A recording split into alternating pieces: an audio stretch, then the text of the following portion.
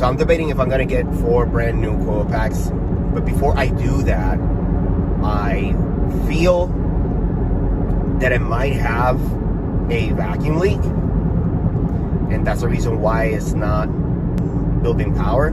So I'm gonna smoke test it today. I'm gonna do the ghetto way of smoke testing. Y'all gonna see how that goes and see if I find any leaks.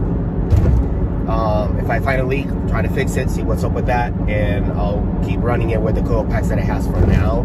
More than likely, I'm probably just gonna swap them.